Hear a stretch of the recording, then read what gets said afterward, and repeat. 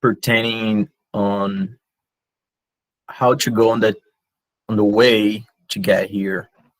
So the first thing that I thought about talking about is actually dividing this whole presentation, because this isn't a presentation itself, it's more than a talk. So I thought about splitting a few topics. First of all, I'm gonna introduce myself. Who am I? Why am I talking here? Second, I'm gonna talk about the American dream, all that advertisement of American dream, what that means. Decision and preparation, if you actually are thinking about coming to US, what steps you need to take, and what is the universe of engineering here in US, how it works, what's the inside perspective of who's working here, and how that whole thing work together.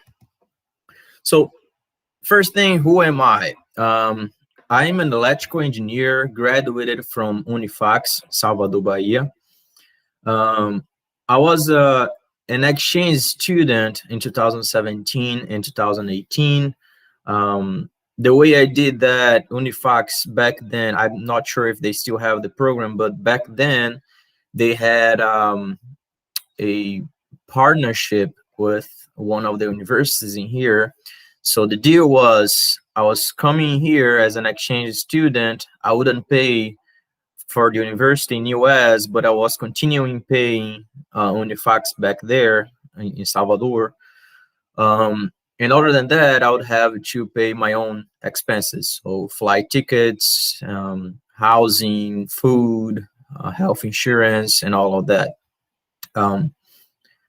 Yeah, if you really want to know more of the way to go on an exchange year or something like that, I believe this would be for the end of this meeting in a question, or maybe another presentation can go in more details on that. So I'm a former president of student associations, and when I mean student associations is what we call diretório acadêmico in Brazil. So I was the president of the Electrical Engineer Student Association at UNIFACS. I was a member of the IEEE at UNIFACS. When I came here as an exchange student, I took over the presidency of the Brazilian Student Association. When I came here again from master's, I became the president of the Outdoors Activities Club, and I was the advisor for the Brazilian Student Association and many other student associations. But the main topic that I want to approach on being a former president is here, at least here, they value a lot any volunteering experience you have. So you don't really need to be a president or a VP of anything, but just by the fact that you are working your way out of the university doing something that's additional, something that's extra, that counts a lot here. And I just graduated last December with a master's in engineering technology at Pittsburg State University. I'm in the middle of US. I'm really in the heart. I graduated in Kansas. I'm now living in Arkansas. It's a state below Kansas, south of US. I had 3 internship experiences. My first one was in access controls here in US. Actually, during my exchange year, I worked as an electrical engineer intern for industrial automation. My second one was at Huawei in Brazil, in Salvador. And my third one was in a company called Black & Veatch here in US again, while doing my master's, where I was working as an electrical engineer intern, working with substation design. And currently, I work as an engineer at a company called Salon Valves, and it's a it's a foundry. It's a casting metal foundry. And I'm currently working on remodeling and documenting a lot of stuff that they have from 1980s, 1990s, and having an overview of the foundry, what's going on there, what they have, what they don't have, and what they need for the future. However, this is just a temporary job, and I have another one lined up that's for an electric engineer at Black & Veatch, which I'm going back to the company that I just had an internship, and that's gonna be my actual job for the future. Well, talking about the American dream that you always hear about it, I'm not sure if any of you had any experiences of coming to US as a tourist or something like that. But there is a lot to talk about the American dream. There is the true side of it, where all the advertisements are actually true, but there is all the myths and the false statements about what is to be the American dream, and what is hidden as well. So I separated a few topics that, of course, there are way more topics to talk about this, but I separate a few of them that I think it's important to talk about. So the first one, it's guns. Guns here is a basic right in their constitution, and the majority of Americans, they have at least one gun, one firearm in their house, at least one, a pistol, a shotgun, a rifle, anything. And the main trick about it is, and I don't think everyone knows about that, but immigrants, whoever is not American, they can have guns as well. However, we need to follow a whole lot of procedures. It's way more complicated than for an American. American actually can go to Walmart and buy a gun over there.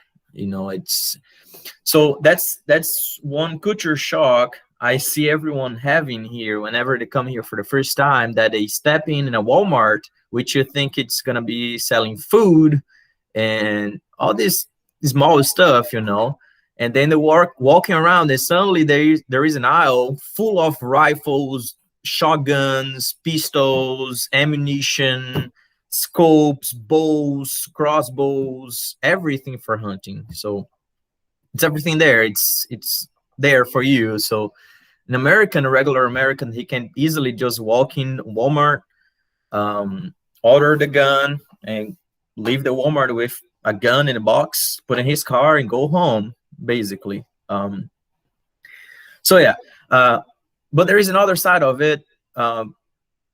Me, I was never afraid of them having guns. I've seen guns before in Brazil. I was never afraid of them having guns. I actually feel pretty safe with them having guns in here. The main reason is every single American that is here right now, they were born, they were raised, and they know guns since they're just small babies. They've been exposed to guns around them. So they know what a gun is. They know the risks of a gun. They know that gun is not a toy. They know the laws around the gun. So having a gun here doesn't mean that you can pull out a gun to anyone. Actually, it's really complicated.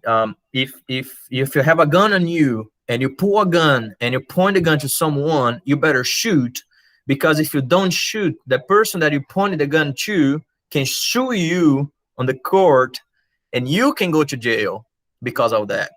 So you can only pull out a gun on someone if it's a life-threatening situation. If it's not, don't do it at all. So a second point is food.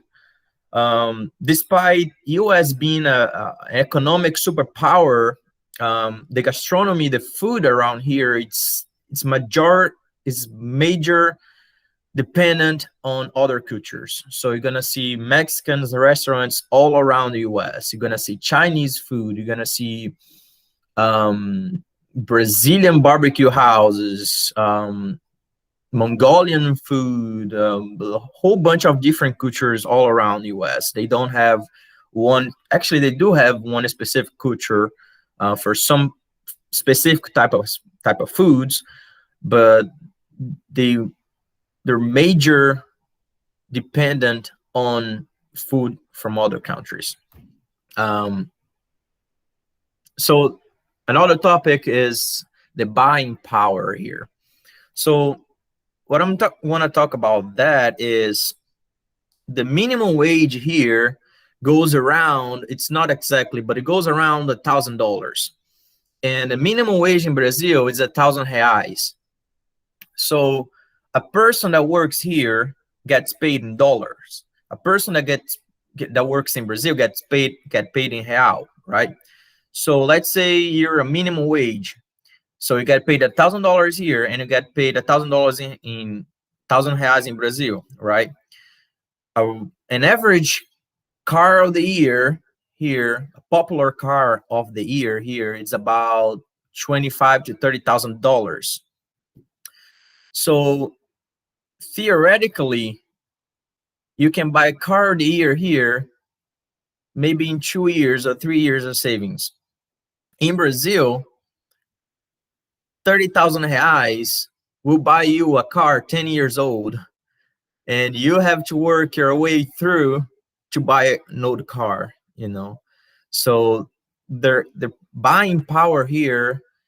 So if you see the exchange rate, let's say the $1 is equals to 4 reais or 5 reais. That means their buying power here is 5 times more than you have in Brazil. So $1 is worth 5 reais. So just think about that. Well, health is another topic. We need to consider ourselves really lucky in Brazil because we do have public health care, because they don't. Here, they don't. One thing that you might want to know about it is if you are in a life-threatening situation and you take a ride on an ambulance, you might have to pay $2,000 or more. It's true. I've heard cases of people that had to get out of here in an ambulance, and they got the bill. So it's very expensive. The $2,000 is just for the ride in the ambulance. It doesn't cover your stay in the hospital. It's just for the ride. So what most people do here, they would rather put you in a car and take you to the hospital than actually calling the ambulance. If it's not life-threatening, they're not going to call the ambulance because they know they can be billed $2,000 just for the ride. So another topic here is opportunities.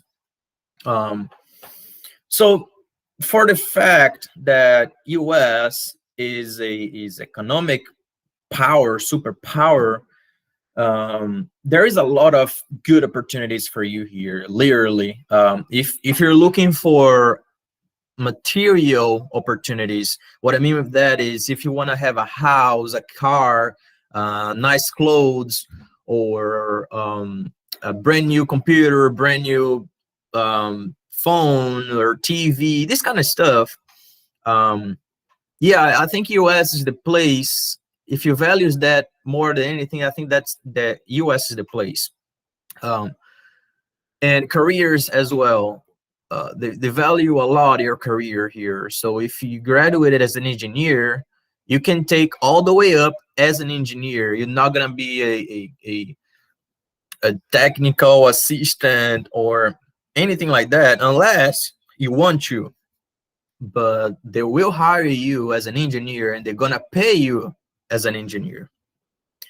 And the reason I say that is because a lot of people tend to focus on those two topics, but they forget about something else, that's the human side. So when you come here, you leave everything behind. You leave your culture behind, you leave your friends behind, you leave your family behind. When you come here, people don't treat you like people treat you in Brazil. People here, they tend to be a lot more cold. They're not warm like Brazil, like you meet a person and 5 minutes later you're the best friend of that person. That doesn't happen here. Okay. You give rides to random people in Brazil, that doesn't happen here at all, you know. So they're really, personal space is a thing for them. So there is two sides on the balance here. So there is the materials, everything the money can buy, and the career, and there is the humanistic side. So you gotta put that in a balance and see how you can live with that. And that leads me to the third, not to the third topic, but for the next topic, that it's immigration. US is not the Wonderland. It's not Alice in the Wonderlands. And actually the professional side here, it's a big war zone. It's unfair. There is a lot of people going for the same positions you are. And immigrants here, foreign people, they are always in a disadvantage, because companies to hire you, they gotta go through more documentation and more bureaucracy than they would have to go with an American person. So somehow you need to balance out this disadvantage that you have, and then you go out of your scope, as I did, as a volunteering programs, research programs. So people that tends to come here searching for a good career, they tend to go out of their scope, out of their own knowledge, and looking for more stuff, because they need that. You need to be different than they have in here. It's a simple question. Think about a business, a company. If I have a source that is an American guy, and I have an international guy, and I know to hire the international guy, it's gonna cost me more, not because I'm gonna pay the guy more, but because the government asks me to submit a whole bunch of documents, so I don't only have to deal with the guy, but I need to deal with the human resource, HR, and I also have to deal with lawyers, because those lawyers are the ones to issue the documents for the international guy. So you have a way more expensive person worker in here in the international, while the American guy already have everything. You just need to hire him and he'll be there, you know. So you need to put a weight on that balance, telling them that you know more and you're more capable of doing that work, so it can both be on the same level, and the company can make a smart decision and hire you. So usually immigrants, they gotta go way out of their knowledge and their comfort zone to be on the same level as whoever is in here. Decision and preparation. That's another topic, super important. And I divided in a few steps that I think those are, people don't tend to pay attention to those, but I think those are really important. They're essential, actually. The first of all is being interested on adventure out, going out of your own bubble, going out of your circle of friends, trying things that you don't know. You literally is a shot in the dark. You don't know what's gonna happen, but you gotta be willing to try. So that's step one. If you're willing to try, you go to the step two, which is research, look it up, all the options you have. I'm not saying you need to make a decision at that point. You don't need to make any decisions at that point. You just need to be willing to know on an adventure. The second step is just to research everything. Just look it up on Google. It's pretty easy. Just go on Google, research everything you want to do, like try different countries, maybe look it up US, see what are the advantages and disadvantages, if that opportunity really fits you.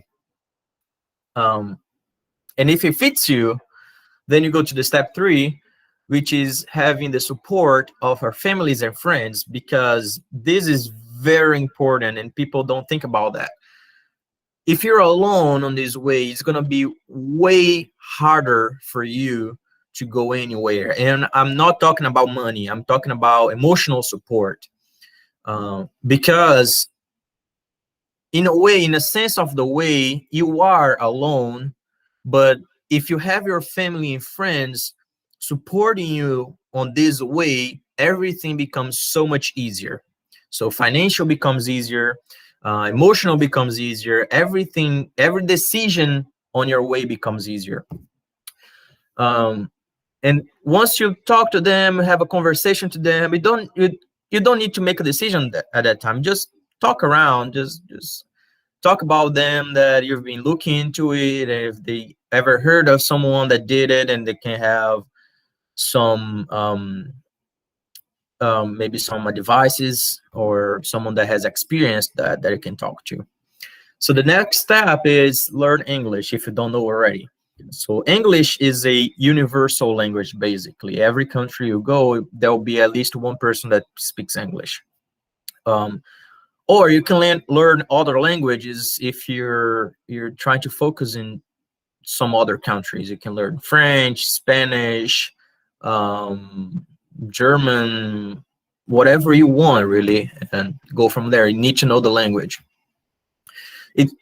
Of course, it doesn't need to be fluent. You don't need to be fluent. If you're intermediary, like someone said in here, if you're like halfway through, if you can communicate, the most important thing here is communicate what you want to say. So if you say something and somebody else that is talking to you, if that person understands what you're trying to say, that's enough. You know, if the person can understand what you're trying to say, that's it. You know, everything else comes after that, because you can do 10, 15, 20 years of English course in Brazil. You're not going to be fluent unless you come to a country that speaks English and speak English for 24/7 for a little while. It's really different when you're in a classroom and when you're in real life. Those are two different things. I've been living in the US for almost 2 years now, and I've been here before for a whole year, and I still make a lot of mistakes in English, a lot of them. There are some stuff I don't understand at all that they say. There is an accent, especially in the South. Gosh, the accent here is terrible. And then you go to the step number 5, which is actually taking the decision. I am going there. I am going somewhere. I already have all that I need. And now I need to focus on the material that I need, all the requirements, a visa, scholarship, or partnership, or opportunity to come here, flight tickets, all that kind of stuff comes after you take the decision, which is what I'm going to talk about next. What are the steps to come in here and work? So the focus here is to come here and work, right? So the first step ever is the visa. There are few visas out there. There is a lot of visas, actually, types of visas to come here.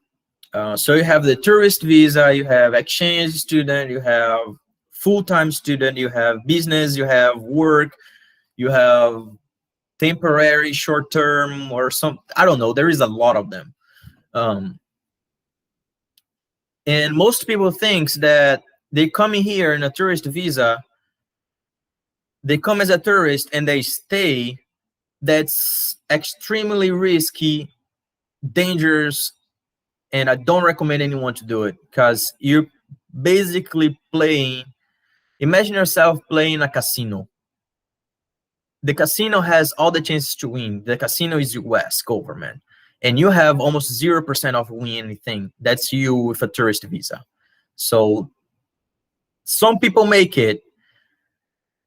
I don't want to talk about this here because I kind of know how to do it, and I really don't recommend you doing that, because if you get caught, you are deported and you don't come back here. So if you're a tourist, one thing that you can do as a tourist visa is you come here to apply to either J1 or F1. Those are student visas, but not to apply, to circle around. So what I mean with that is, you come as a tourist, you go to a university here just to visit, all right, to walk around the campus and start talking to people. Try to meet a professor, a coordinator, try to meet someone in the university, try to talk to them and see if they have programs for exchange students, see if they have scholarships, you know, because lots of people try to do that online. The problem with doing online is here they trust a lot of who they can see. They need to see you so they can trust you to do anything. So what you can do with the tourist visa is you come here to visit the place, you go to the university, you walk around, meet a professor or two, start talking to them, invite them for a lunch or whatever, you know, start talking to them, tell them that you are really interested to come here to study or something like that. And then you go back to Brazil.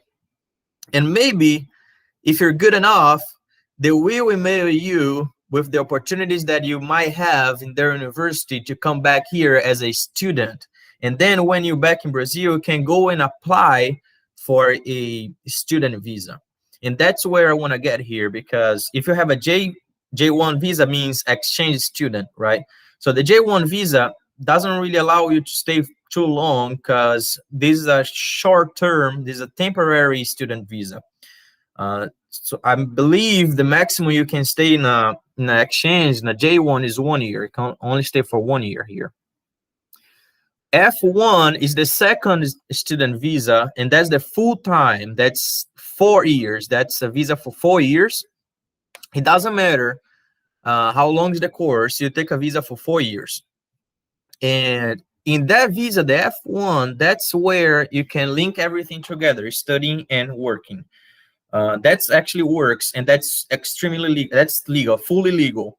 You can actually walk that way. When you get the F1 and you come here to study, that's what I did for my master's. And I finished my master's in 1.5 years. There is a second topic that I'm going to talk. It's trabalhar no EUA, nos Estados Unidos. That's the CPT, OPT, H1B, that goes to the H1B or business. So the CPT is when you are under the J1 or F1. I would recommend you to be under F1. And that means class practical training. So you're taking a class. It's like an internship in Brazil, basically. You're taking the internship class and you're working at the same time, right? And you're getting paid. All the internships here, they are paid. And there is the OPT. The OPT is that when you graduate, you already graduated, have nothing to do with the university anymore, but they allow you to stay under the OPT to work. And that's where I'm at right now. I already graduated. I don't have any classes anymore. I'm just working. And engineering courses can stay in US for up to 3 years just working. So you basically are making a whole bunch of money after you graduate, and you don't even have a work visa yet. But these 3 years give you time to apply for the work visa, which is the H1B. And the H1B, that's the work visa, that's 6 years for each visa. And you can renew that for more 6 years and more 6 years. And the green card that everyone talks about lays around the H1B. It doesn't lay on the CPT, OPT, it's H1B. And that's where you can apply for the green card. So you gotta go through all of that until you get the H1B. And the CPT, OPT are really easy to get. Really, they are easy to get. The problem is the H1B. You remember when I said that the company has an extra cost for hiring international students because they need lawyers? Well, they don't need lawyers. They don't need lawyers to hire under CPT and OPT. But they do need lawyers to hire you on the H-1B. So that's where you gotta make the difference. If you really want that green card, you want the work visa, you need to be different than everybody else. You need to have something that the company needs. The company needs to like you. You have to have something different. And the business visa, I'm not sure what's the termination for the business visa. I have no idea. But that's a little bit different. It needs a lot of financial investment. Last time I heard, it's about $700,000 just to start the business here, and there's a lot of stuff involved with that. So it's very complicated, and basically rich people do that. Well, another topic about working here. Now I want to talk about how it's working here. So the CLT we have in Brazil now. There is no CLT here. We have work unions, but they're not a big deal here. Here, you are paid by the hour or salary, as we have in Brazil, but a lot of people gets paid by the hour. So it's really common to person say, oh, I get paid $20 an hour, $30 an hour, $40 an hour, 15, 10. So they always gonna tell you how much they get by the hour or the year. They don't tell you, oh, I get $6,000 a month or something. They don't say that here. They either say hour or year. But not having the CLT, not having that doesn't mean they don't have rights. You can be fired of a job, but they don't usually do that because that goes really bad for the company. So they don't really hire or fire you out of the blue just because they don't want you anymore. They don't really do that because the worker can actually sue the company for that. And they usually win because the company needs to have a real reason to fire you. Either they're in an economic distress, or they're about to break down the company, or the company is about to be sold off to another group. There gotta be a big reason to fire you. Not necessarily you need to screw up in the job, do something wrong. Not necessarily, but they have to have a reason to fire you. They don't just fire you out of blue. Can I do a question? Yeah, go ahead. How about the pregnancy, right? Yeah, they have, how they call it? Gosh, they don't say pregnancy leave. I don't remember the term they use, but they do have it. I think it's up to 6 months for the mom, and I think it's up to 2-3 months for the dad, something like that ish.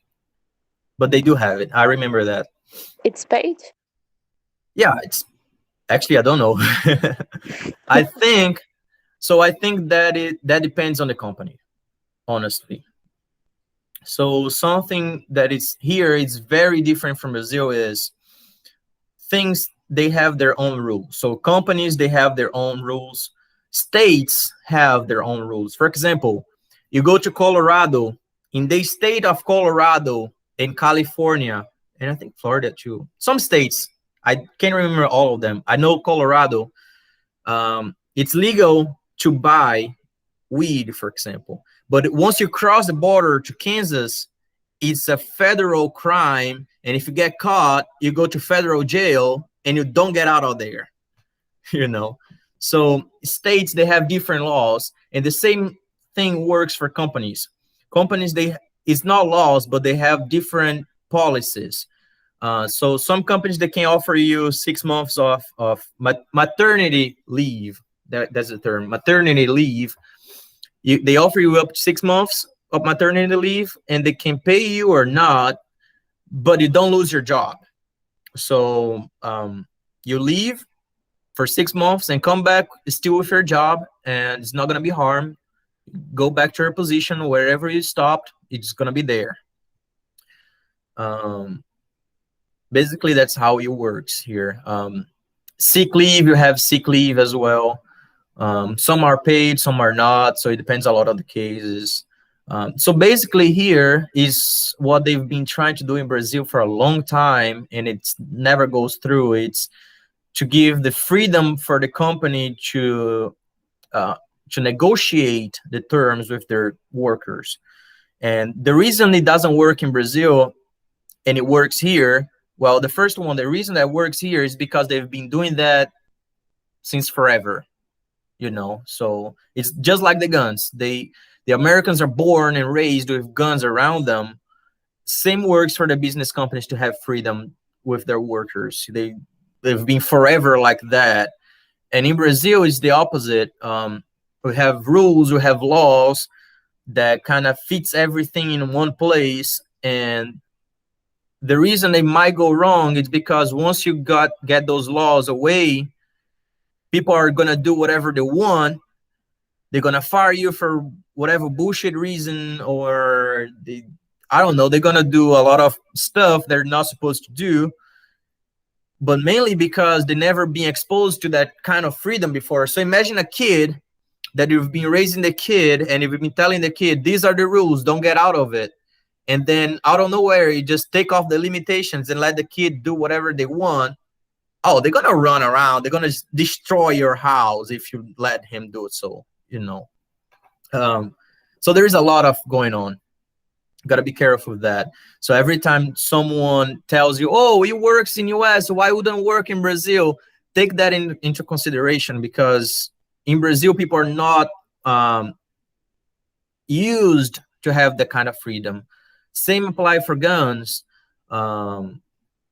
People are not used to have guns in their homes. So there is a lot to discuss about that, you know. I'm not saying they should not do that or they should do that, but there is a way to do things and you need to work that out. Otherwise, it's going to be just as I said. You have a kid that you raise the kid with limitations, and then you take off all the limitations, the kid goes wild, you know. So another topic is retirement, aposentadoria. They have something like INSS here, but it's usually called 401k or Social Security.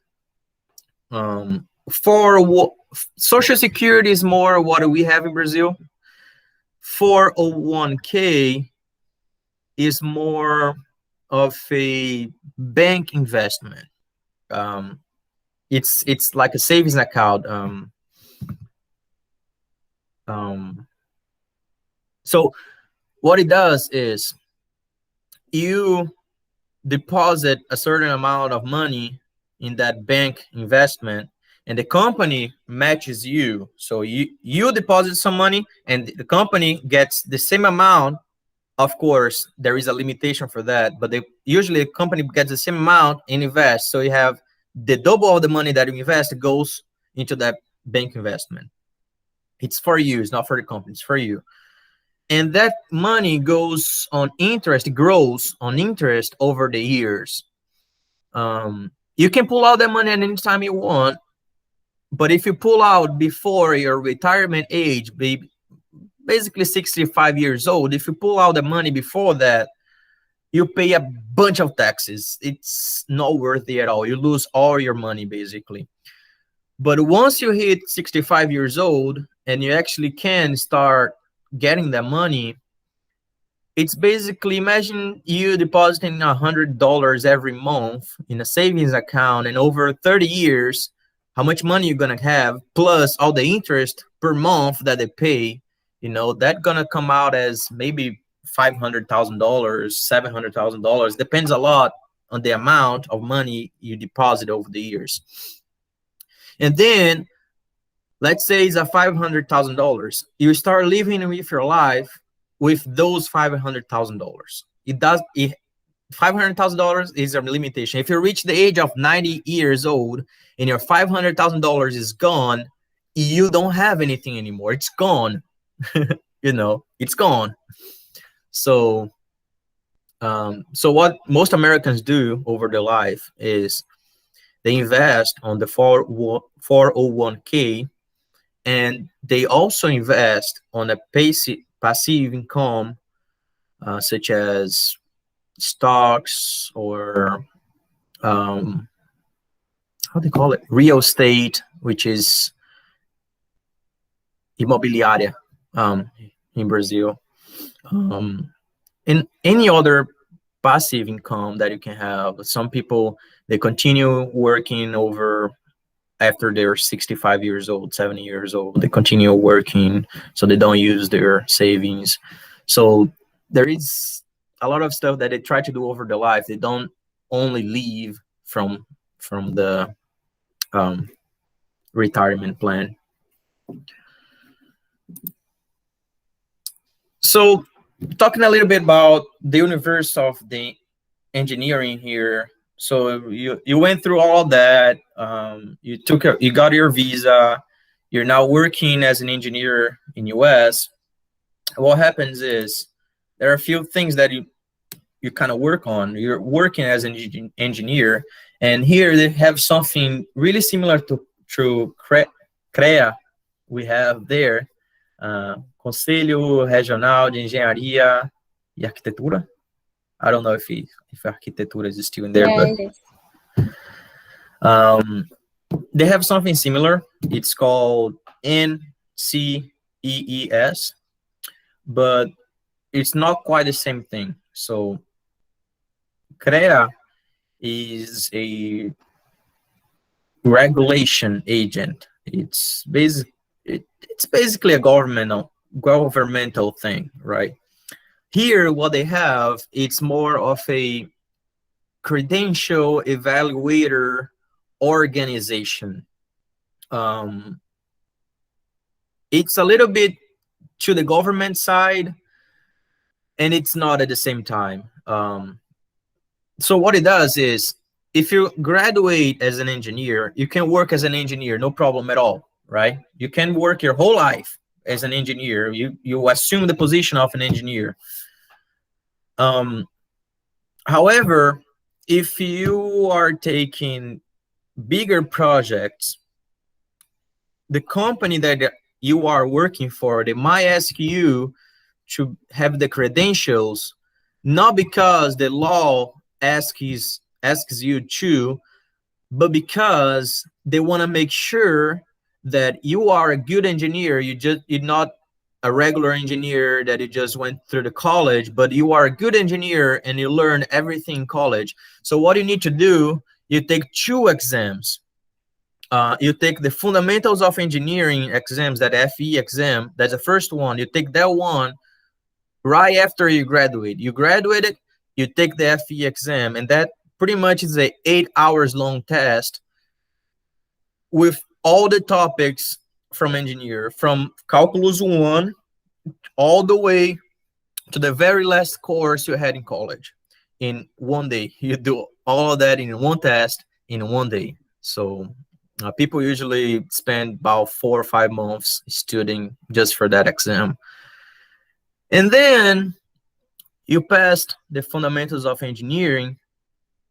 You need to work as an engineer under the supervision of a professional engineer for 4 years before you take the next exam, which is the professional engineer exam.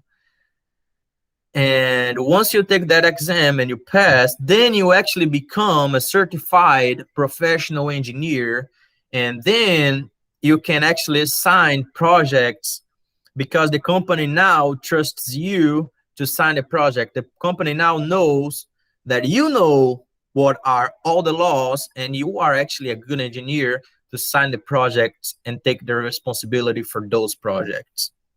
So again, it's not a law thing. Like you don't need to be certified to sign projects, but the company will be asking you to be certified because they don't want to take the risk of something going wrong and the company is blamed for. So there's a lot of that here. As I said, here, there is a big difference. Here, you work as an engineer. Your position, it says on the paper, you are an electrical engineer, you are a mechanical engineer, you are engineer. It says on the paper that you are hired. Not like Brazil, that you are the technician assistant, you are, what are other names they give in Brazil to hire you as an engineer, but they don't pay you as an engineer? Analyst. Say that again? Analyst. Analyst, yeah, there you go. Engineering analyst or technical analyst or something like that, any terms that they can imagine and create in Brazil, so they don't pay you the 8 times salary, minimum salary, you know. Here, they actually hire you as an engineer because they don't have the requirements of minimum wage. And the reason they don't have that, it's because the engineers here, they don't stay at the job. They don't stay at the job if you are paying him a shit wage. If you're paying him a shit salary, he's not going to stay in the company more than a year at all. He's going to leave because he will find another company that pays him more. So it's basically, it's not what they pay, but imagine the supply and demand concept, right?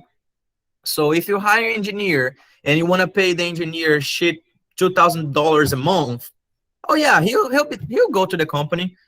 3 months later, he gets another job offer that will pay him $4,000 a month. So be like, yeah, hell that, yeah, I'm not staying here. I'm going to the other job. So 3 months later, he leaves. You know, and that's really bad for the company because now the company invested time in that engineer that stayed only for 3 months, and now they got to hire somebody else that is going to take another 3 months to learn everything that the other engineer already learned, and that's 6 months already of wasted time, you know. So companies, they don't like doing that, so they will pay you good so you don't leave and you stay in the company to do their job. So they don't need to pay you the 8 times minimum wage, but they will pay you a good amount, sufficient enough so you can stay in the company. And that's why they hire you with the position of engineer. On the paper, it says engineer. You sign your emails with the name engineer. You are the engineer of the company. And different companies pay different wages. And the possibilities here, it's pretty much similar as you have in Brazil. You have enormous area of for you to work on. You have Air Force, you have NASA, you have industrial automation, power systems, electronics, you have chemistry, you have the automobile industry that's for mechanicals, you have manufacturing engineers for castings, a bunch of them. You can work at literally anywhere you want, and they will call you the engineer of the company.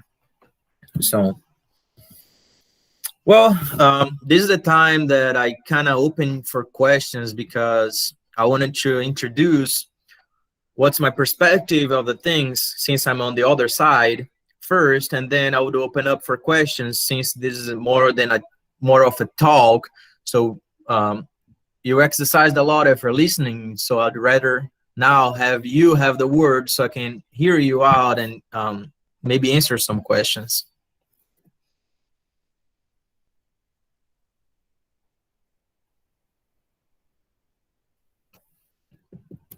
I have one. Mm-hmm. Okay, what's the thing that you most like about being an engineer outside Brazil? The value they give you. they really value you here. Not that they don't value you in Brazil, but they value more here. They respect you for being an engineer. You go into a company, you're going to be treated like an engineer, not as an analyst, you know. You will be treated like an engineer, not like any other job or position they try to feed you in, you know. That's what I like the most. And also they're going to give you freedom and authority to do whatever. Hell, you are their engineer. They should trust you to do stuff, you know. Just don't mess it up. But they will give you authority to do whatever you need to do to make your projects work. So there is a lot of value in here. And you gotta earn that as well. So they will test you in the beginning, and once they trust you, they will let you do anything. They pretty much let you lose, and as long as you do the job, they don't care, you know. So Nice. And I have another question. You think that there are more job opportunities in US than in Brazil for engineers, like electrical engineers? yeah, definitely. Yeah. If you go really quick on LinkedIn, and I may be able to show you guys. Let me see if I can open up in here. My LinkedIn here. Jobs. And sometimes it's going to ask you for a state or some certain area that you want to work for, and you go an electrical engineer here. You pop up about 20,000 results in a crisis, in an economic crisis. So it really depends on your experience. It depends what you're actually looking for. For example, they have the electrical power here. So if you're an electronics guy, this is not for you, you know. But then maybe if you scroll down here, you might find some electronics. I don't see any right now, but you might find some electronics here, entry level. So that's what you're looking for after graduate, entry level electrical engineer or electrical engineer 1, like this one, electrical engineer 1.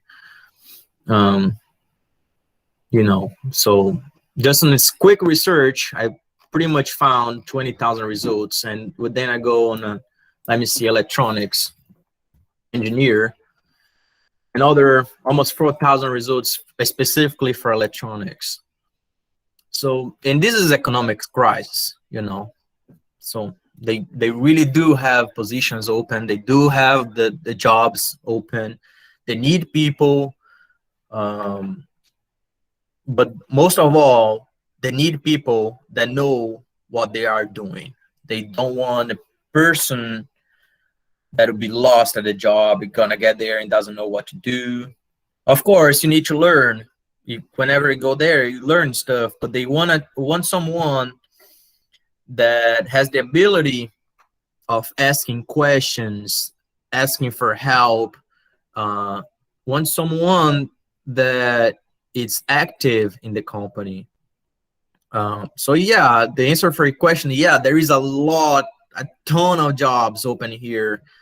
But also, as I said before, it's a battle zone, it's a war zone. So it's not gonna be only you applying for that, but maybe 100 others applying for that position. So really, you need to have something that is different from everybody else to be even considered for those positions, basically. Nice, thank you. I have a question to you. Oh, okay. Yep. Oh, sorry, you can go, Rebecca. And you know something about opportunities to work as a doctor there? A doctor, like a physician, medicine? Yeah. Yes. They do hire, so that's a really big discussion. I have a friend that he graduated as a nurse. And he kind of told me how it goes. It is possible for someone that is not American to work as a physician here, a doctor, right? It is possible. However, the way through that, it might be more complicated than engineer. So understand, engineer is a universal language, right? When we talk about equations, it's not only applied for Brazil, but everywhere else. But when you go on the medicine and healthcare, even if I go to Brazil and I go in a hospital and I have a technical conversation with a physician, I'm not going to understand anything he says because I don't know the terms in Portuguese. So now you got to think about in English. Same way it happens here. So a person that knows English, I know English, and if I go in a hospital, I start talking to a doctor, I'm not going to understand anything he says because he has a whole lot of different terminology. So the first step ever is to learn all the terminology because you're going to need them in an emergency case. And you need to be able to understand them fast. So this is the first step ever. And then there are all the other tests, exams that you need to evaluate your degree from Brazil, your diploma, same thing we do as an engineer. But I really think that the big deal is learning the technical terms because you're gonna need them for the emergency situations. But the answer for your question is yes, it is possible. There are jobs out there. They will hire you if you meet all the requirements. Yep. I have one. How easy is to get a job as soon as you get out of college, university? Because here in Brazil, some people might joke that sometimes it's easier to be a Uber driver than to get a job in its engineering. So my question is, I want to know how easy is to get a job as soon as you graduate? Depends. The answer for your question depends. For me, it was easy for me because I have this personality of having a large network. I know a lot of people. I call the attention of a lot of people that's already working out there. So for me, it was fairly easy. I've heard people that was not easy at all. They had to apply for more than 2,000 positions to get one job around here. So it really depends. As I said, what do you have that the other people don't, you know? So if you look up in my profile, for example, I've been through a lot of stuff that throws my resume way on the top of the pile of everyone else. So I've been through a whole bunch of internships. I've been through an exchange program. I've been a master's. I have a master's level. I have a whole bunch of licenses and certifications. I've been volunteer in a whole bunch of stuff as well. As I said before, you don't need to be president of anything. You just need to volunteer. You need to do something out of your scope. And I see a lot of people, when you look at the resume, it's basically the graduate level, and that's it, you know. If I was gonna hire someone and I look at the resume and they only have the bachelor's degree, it's just like the other 1,000 people that apply for the same position. They're all in the same level. What makes you different? That's the main question of everything. I want an electrical engineer. I understand that you already have your bachelor's, right? But now, what makes you different than the other 1,000 people that applied for the same position? That's the main question of it. So the more stuff that makes you different, the easier it gets to get a job. I have a question. Okay, so I have two questions. What are the requirements someone has to offer to apply for a master's program in an American college or a PhD program? And how is the salary progression for electrical engineer from intern to senior engineer on the average? Okay, so I'm gonna split your question too. First is the master's requirement. As I said before, there are two ways of applying for a master's degree. The first way, of course, our requirement is before you start the master's, you need to be graduated. I'm gonna explain this later on, but there are basically two ways you can apply for the master's degree, right? Either you go online, search for a specific university, and you try to contact them, send out an email, try to apply for master's. And then there is a question, are you willing to pay or you want a scholarship? I went to the master's with a full scholarship. I didn't pay anything. So I'm not rich at all, actually. I'm not rich at all. I didn't have to pay because I got a full ride scholarship to come in here. And the reason I had that, it's because of my exchange year. So remember what I said about the tourist or being an exchange. The difference of that is because you go in person to the university and you talk face to face to the professors that you're going to be working with. And in that conversation, it might pop up the possibility of him offering you a full ride scholarship. So that's the second way you go for a master's. You try to come here as either a visitor, a tourist, or a exchange student to actually try to get your full ride scholarship. So I would say those exchange programs, there might be actually a small investment for you to get a full ride in here. And that's actually how I did. But as far as requirement goes, other than the scholarship, is basically some universities, they will require more than the others. So the more ranked, for example, the top ones are Harvard, MIT, and it's kind of those universities that everybody knows. The top ones are gonna require you a lot because they have so many people applying for them, right? But then you don't really need to go to top universities. Actually, you might want to look into small universities. Being a Harvard, it's not gonna, I mean, it will make a difference because, not because of the education itself, but because of the network. So imagine all the kids that are studying Harvard, the parents are influential people, you know. But you can also consider going to a small university. Their education is going to be good. It's going to be fairly good. You're going to get a job. I went to my chance, for example. I went to a very poor university. I mean, the university is huge, don't get me wrong. If you get the campus of UFBA, is the same campus as the university, and they are considered small, very small here.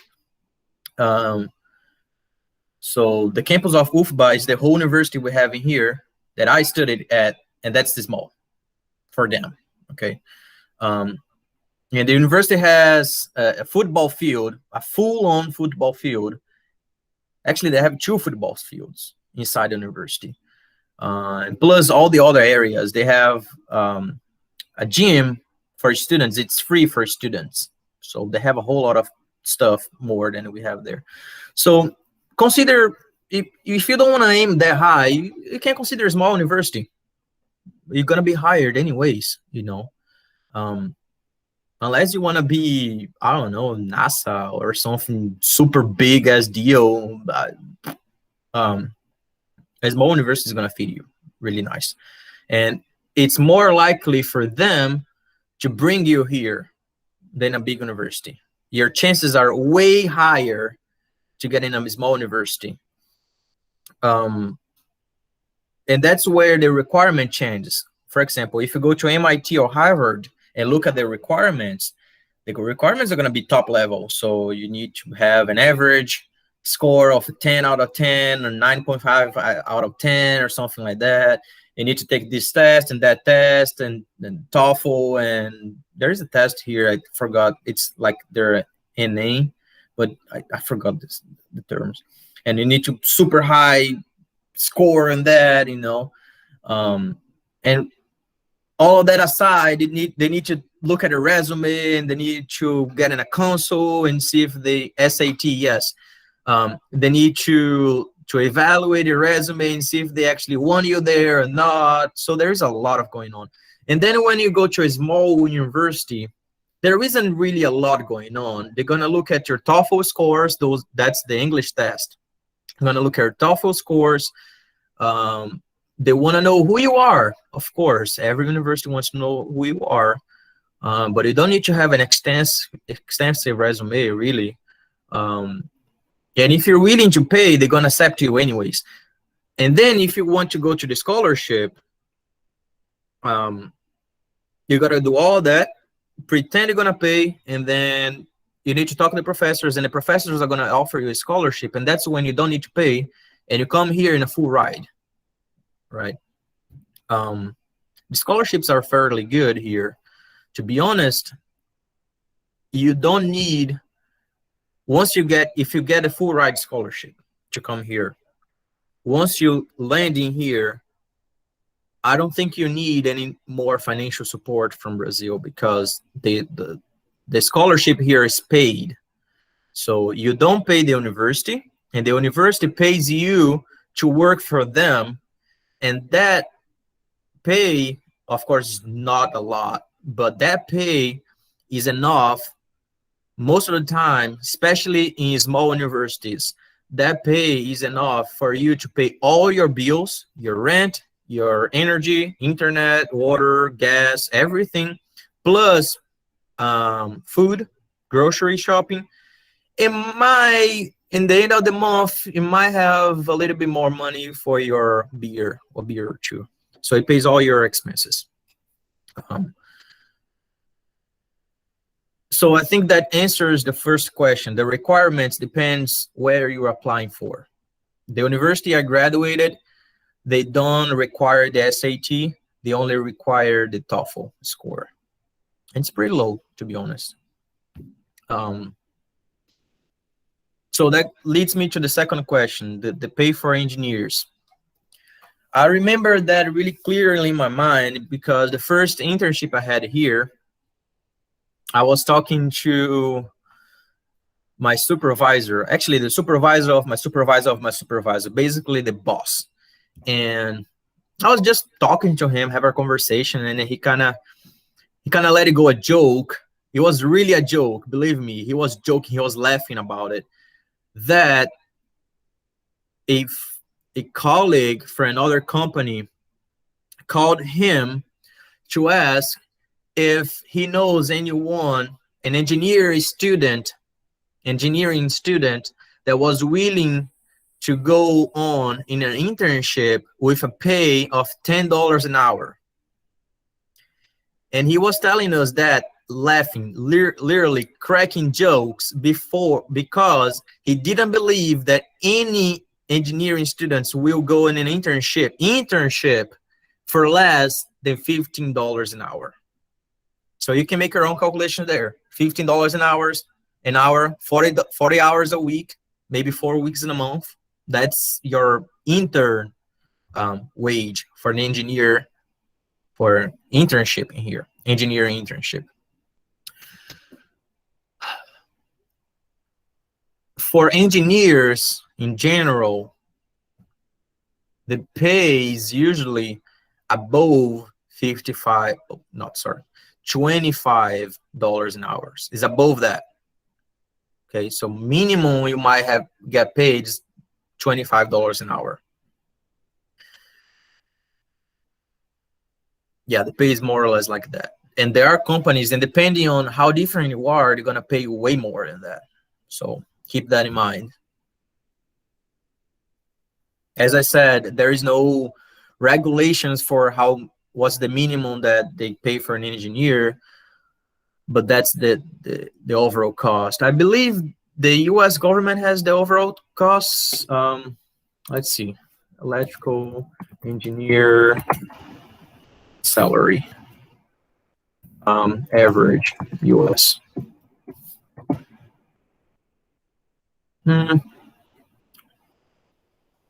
Let me just leave this to see if it tells me.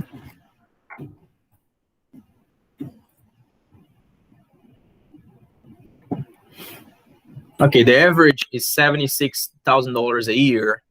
So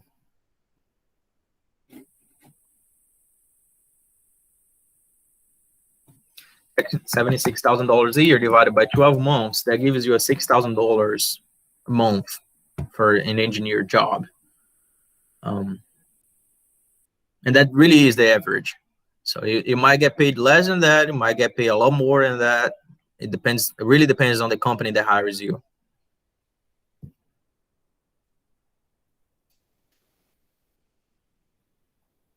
Does that answer the question? I'm not sure. I probably went off in the tangent here. I have a question. You can talk about summer job. What? Sorry? Summer job. Summer internships. Yeah, so there we go. There are summer jobs and there are summer internships. They're jobs as well, right? The reason I'm making the difference is when you come here as a foreign, you cannot, as a student, you cannot work, you cannot work outside your field area, right? So you cannot go to McDonald's and work in McDonald's. You cannot work as a Uber driver, right? You can't. If you see someone that is studying here and are working on that stuff, know that this is completely illegal. They're doing something else behind the curtains, all right? That's another reason I didn't want to talk about that, right? So you need to work on your field. And the reason I kind of separate those two, because summer jobs for Americans here is usually they get the summer that it's from June to August, and they find a job, then work 40 or 60 hours a week, maybe 12 hours a day. And in that period of time, those 2.5 months, they make enough money to pay the entire year of their expenses. Not college, but their own expenses in 2.5 months. So that's summer job. So when you go to summer internships, that's when you apply for us, because the internship needs to be in your field. So if you're an engineering student, and you are going to be working in engineering, electrical engineering, or any engineering internship position, that applies for you, and you can actually work on that. And the same thing financially applies. You basically make money those 2.5 months. You make enough money to cover all your living expenses for the rest of the year. Basically, in 2.5 months. So let's say, I closed it. Oh, here you go. So let's say you get the minimum wage, the joke I just told you about, the $15 an hour, right, for a internship as an engineer. Let's say you work 40 hours a week, just 8 hours a day, 40 hours a week, just regular, and 4 weeks in a month for about 2.5 months, maybe, more or less, sometimes 3 months. You make $6,000 just in 2.5 months out of that. Let's take off the taxes, the federal taxes, which is somewhere in 20%, more or less 20%. So you basically make just 80% of the money, realistically. So you make $4,800. And that actually will cover most of your expenses for the rest of the year. So if I take another calculator here, come on, open up. Here we go. So my living costs was roughly maybe $600 a month, roughly.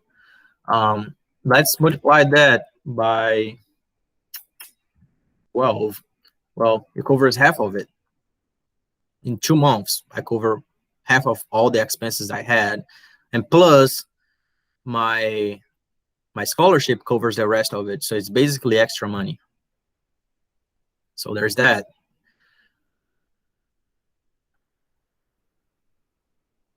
Yeah, so that's the summer job I was talking about. So that's really common here. They hire you for 2.5 months. They really do that. They don't want you working all year long unless you want to, but they will hire you for 2.5 months. And there is something too. So you work 40 hours a week. If you need to work more than 40 hours a week, they need to pay you for every extra hour. They pay you 1.5. So let's say you end up working 12 hours a day, right? And you work 5 days a week. That's a 60 hours in a week. So you're gonna get the 40 hours of the regular pay plus the 20 hours extra. That is the $15 times 1.5 in here. I don't think that's correct, but let me change for this scientific. 40 times 15 plus 40 times, no, 40, not 40, sorry. 40 times 15 plus 20 times 15 times 1.5. Basically make $1,000 in 1 week.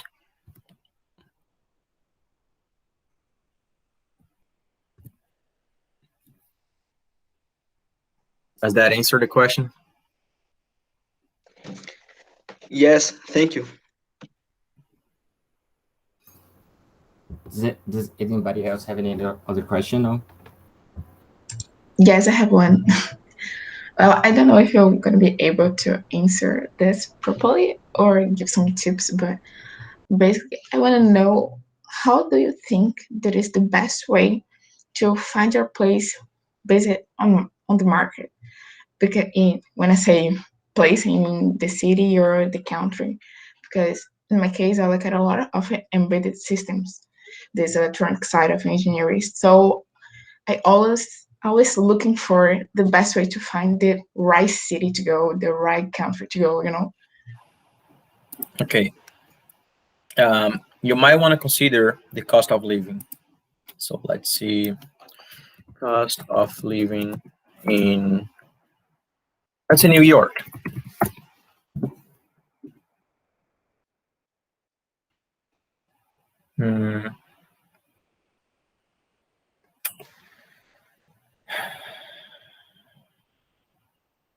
No, that doesn't help me. So what I'm trying to say here is, I come from Pittsburgh, or from city called Pittsburgh in Kansas, not Pittsburgh, Pennsylvania, Pittsburgh, Kansas. Kansas is one of the poorest countries in US. On the other side, we have New York.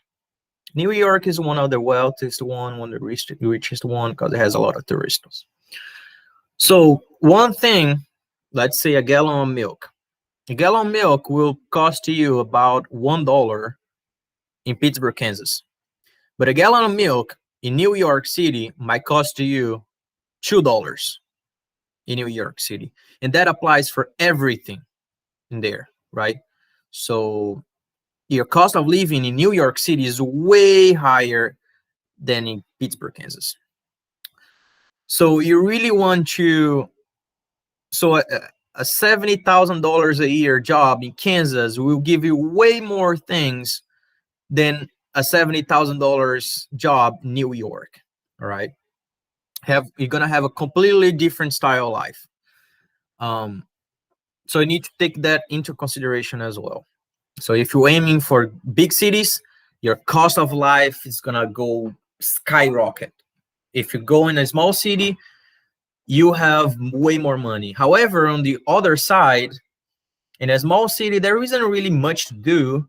It's really small, just Brazil. It's just like Brazil, small cities in Brazil, you know, there's really nothing to do. And then we go to a big city, there's a ton of stuff to do, you know, and way more opportunities for you there. So really you want to put that in balance and see what you want. A lot of people aims for California, Florida, New York, these really famous states. But keep in mind that you're not the only one with the mind. There's a lot of people out there doing the same thing as you are. And your chances to actually getting there is way lower. So you might want to aim to a smaller state. I'm not saying it's going to be worse. Actually, it's not bad at all. I had more fun in a small city than I would have in a big city, to be honest. But taking that into consideration, that's when you actually start your search. But really, I wouldn't say for you to focus in a city or state or certain area of US, especially if your first job. Make yourself open to move to anywhere. So whenever you go on LinkedIn that you go on jobs, don't fill out this area here. Just fill out what kind of position you want. And if you want to take an overall look of what engineering means or looks like, just type in engineer, and it's going to show you about almost 350,000 results for engineer in general, for any area of engineering. And you can pretty much just scroll down here, kind of look it up, and oh, look at this one. This is an electrical engineer for CAD, for AutoCAD. And it pays between $60 and $85,000 a year. And it says depending on experience. So if you're a really experienced guy, they're gonna pay you about $85,000 a year. But if you like entry level, they're gonna pay you about $60,000. And then you go, oh, it's this city here, Cincinnati. I'm not sure where that is. Let me see. So you go on the maps here. Cincinnati, I have no idea. I think this is Ohio? Yeah, Ohio here. So you go on Ohio, Cincinnati, Ohio, and zoom out in here. It seems to be a big city. Yeah, it seems to be fairly big. So your cost of living here is going to be a little bit higher, right? Of course, it's nothing compared to New York, for example. New York is a big city. It's business all over the place. It's going to be extremely expensive to be there. Cincinnati is going to be expensive, but not as crazy as New York. So your $60,000 should be able to cover everything you need, plus a lot more. You might be able to buy your first car in the first year of work, you know, this kind of stuff. But my advice, don't restrain yourself to the location you're going, especially if it's your first time experience. More experienced people that have been around for a little while, they do have the luxury to choose where they want to work for on. So pretty much what I advise, just live this as United States in general and search and see what you can find, and start applying for jobs and see what comes from there. Sometimes you might have 2, 3, or 4 job offers with different locations, and that's when you are in the position of choosing where you want to go, whenever you have the job offers. So first glance, don't choose any place. Apply for everything you see in front of you. And then when you start receiving the job offers, that's when you get to choose where you're going. Especially for us that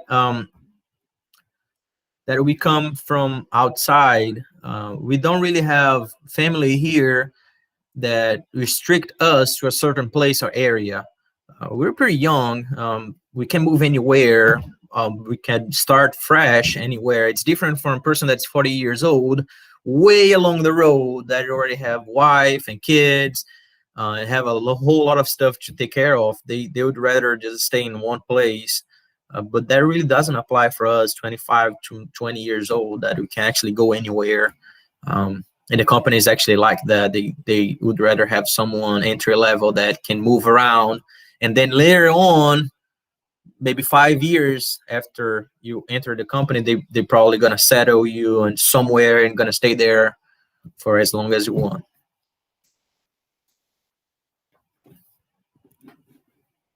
Okay, thank you.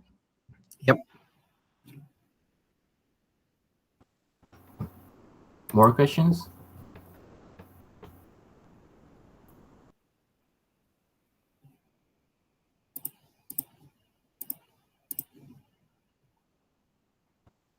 No? Okay.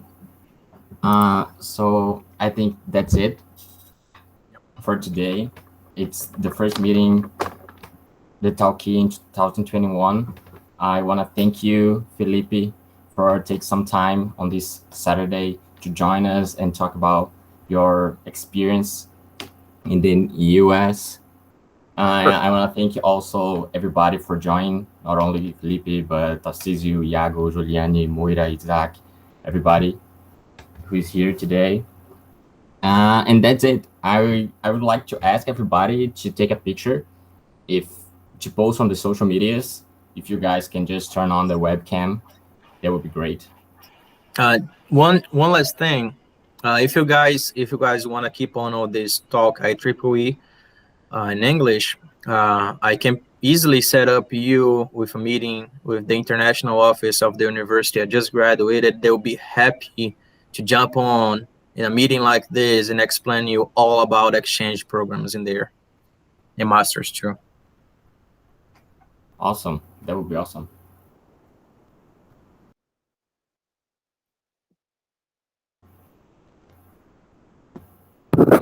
Just me. I'll start presenting, yes. Who can take the picture? The print? I don't know. Can you do it, Moira, please? Yes, just a minute. Okay.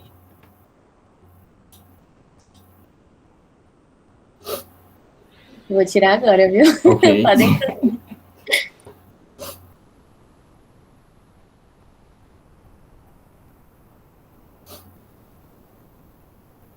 Prontinho. Okay. So that's it, guys. Thank you once again. And I hope to see you in the next 15 days, I guess. Am I right? Yeah. We have a new meeting. Bye-bye. So, yeah. Bye. Bye, guys. Thank you. Thank you all. Bye. Thank you, people. Oh, Felipe, just I just wanna